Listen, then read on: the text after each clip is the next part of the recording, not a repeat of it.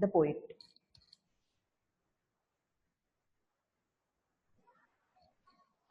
The name of the poet is Dinah.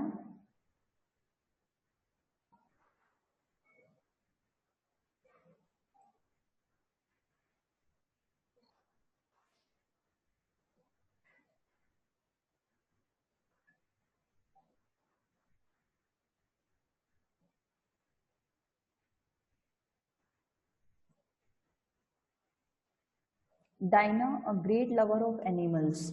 The name of the poetess is Dinah. Dinah नाम है poet का और वो एक बहुत ही ग्रेट लवर है एनिमल्स की. दैट मीन्स उनको एनिमल्स बहुत पसंद है. लिव्स इन साउथ अफ्रीका और वो साउथ अफ्रीका में रहती है. She adores her country south Africa and her continent Africa. वो अपने कंट्री को अडोर करती है, बहुत ज्यादा पसंद करती है. एंड हर कॉन्टिनेंट अफ्रीका, और अपना जो कॉन्टिनेंट है उनका अफ्रीका, उसको भी वो बहुत ज्यादा पसंद करती है. And is very optimistic about south Africa's future. और वो बहुत ज्यादा ऑप्टिमिस्टिक है, मतलब बहुत ज्यादा फिक्र करती है, बहुत ज्यादा पॉजिटिव है इस बात को अपने कंट्री के फ्यूचर को लेके कि आगे चल के हमारी कंट्री का क्या होगा. She has been the secretary for the local sector policing forum for the last 3 years. वो secretary रह चुकी है local sector policing forum की पिछले 3 सालों में. She also supports her son who has been the chairman for the same period. और वो अपने बेटे को भी support करती है जो chairman रह चुके हैं same period के लिए, मतलब 3 सालों के लिए.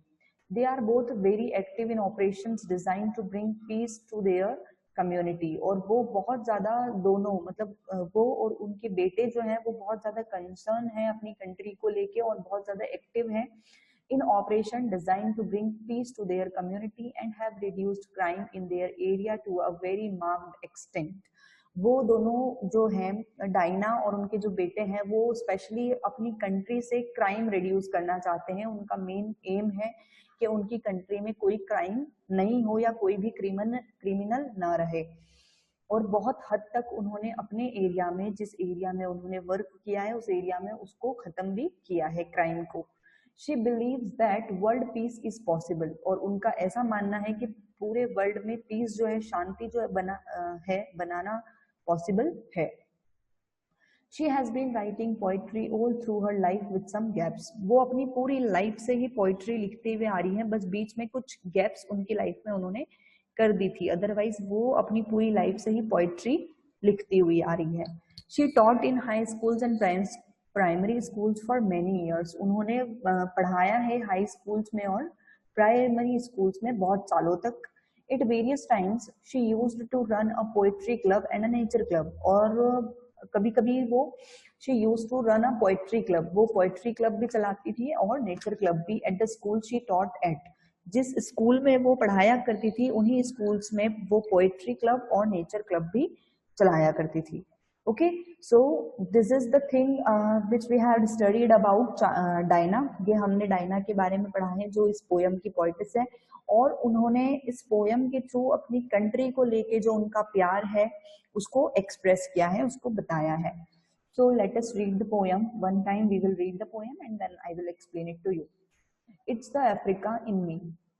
It's the Africa in me that loves the forest in which I wake, that sees and hears its fauna and flora and reveals in their names. It's the Africa in me that you hear in my spirited conversation, that shakes my shoulders as I sob my sorrows, or laugh my insides inside out. It's the Africa in me that keeps me reading poetry deep into the night and causes me to stroke the sinuous muscles of my stripped domestic cat and kiss the muzzle of my gentle nickering horse. It's the Africa in me that has taught me how to love and patches up the fragments of my soul after each disaster and renews my zeal and increases my understanding in preparation for the next onslaught. It's the Africa in me that he has carried me from my first baby breath and will support me to my very last. I am truly a child born of Africa. Okay, so now let us start from here. It's the Africa in me that loves the forest in which I wake, that sees and hears its fauna and flora and reveals in their names. It's the Africa in me. Poet बता रही है कि ये मेरे अंदर का Africa ही है, मतलब वो अपनी कंट्री से जो उनको प्यार है उसको लेके बोल रही है कि ये मेरे अंदर मेरी कंट्री का प्यार ही है, that loves the forest in which I wake, जिसकी वजह से मुझे बहुत पसंद है यहाँ के फॉरेस्ट जिनमें मेरी सुबह होती है, जिसमें मैं अपनी सुबह करती हूँ, मतलब जब मैं उठती हूँ तो मुझे यहाँ के फॉरेस्ट जो है वो बहुत ही ज्यादा पसंद है. That sees and hears its fauna and flora and reveal in their names. और मुझे यहाँ के जो फ्लोरा है और फोना है, फ्लोरा दैट मीन्स कि प्लांट की जो स्पीसीज होती है, प्रजातियां होती है प्लांट्स की अलग अलग, उसको फ्लोरा बोला जाता है, और फोना बोला जाता है एनिमल्स की स्पीसीज को. ठीक है, डिफरेंट टाइप्स ऑफ एनिमल्स, और we can say animal world. तो पोएट जो है वो बताती है कि मुझे अपनी कंट्री के जो फ्लोरा और फोना है उनसे बहुत ही ज्यादा प्यार है.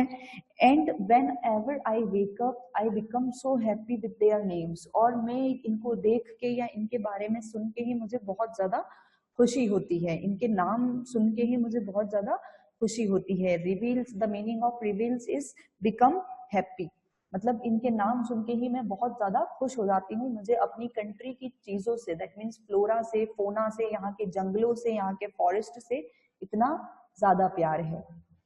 It's the Africa in me that you here in my spirited conversation. ये अफ्रीका ही तो है जो आप मेरे मन के अंदर की स्पिरिटेड कॉन्वर्जेशन को सुनते हो. मतलब मैं जितनी एक्टिवली, जितनी फ्रीली अपने कॉन्वर्जेशन को आपके सामने रखती हूँ, या मैं जो भी बातें करती हूँ इतना एक्टिवली रहती हूँ, इतना फ्रीली रहती हूँ, तो वो किसकी वजह से है? अफ्रीका की वजह से, मेरी कंट्री की वजह से है.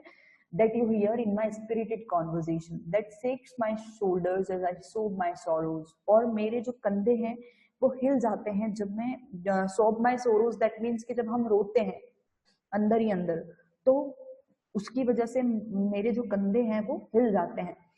और लाइफ और लाफ माई इनसाइड आउट, और मेरी कंट्री का प्यार ही है जिसकी वजह से मैं इतना ज्यादा हंसती हूँ अंदर, मतलब मन में भी बहुत ज्यादा हंसती हूँ, बाहर भी बहुत ज्यादा हंसती हूँ, मैं बहुत खुश रहती हूँ. तो ये इन सब की वजह जो है वो मेरी कंट्री है. इट्स अफ्रीका इन मी.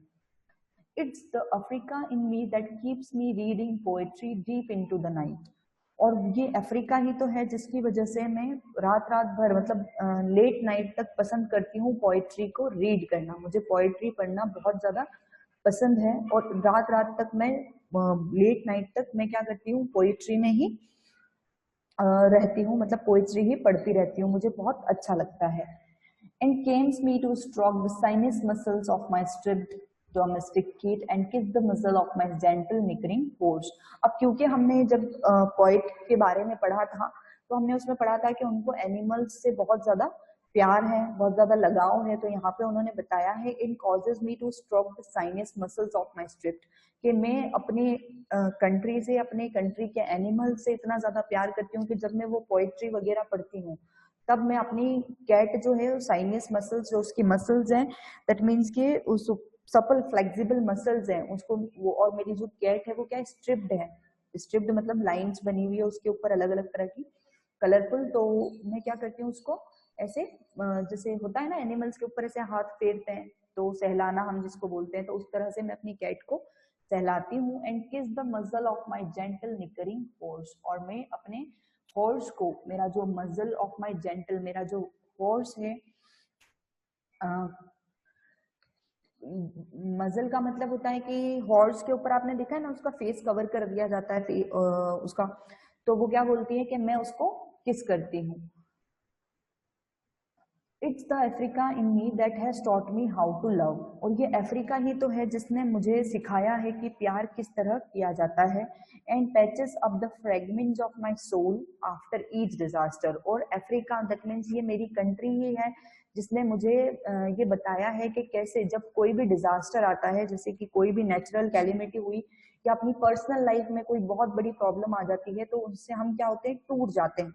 लेकिन उन जो फ्रेगमेंट्स, दैट मीन्स कि हमारे दिल के टुकड़े टुकड़े हो जाते हैं, लेकिन उसको हर डिजास्टर के बाद मैं अपने आप को किस तरह से जोड़ना है, मुझे अपने आप को किस तरह से स्ट्रॉन्ग बनाना है, ये मुझे मेरी कंट्री ने सिखाया है।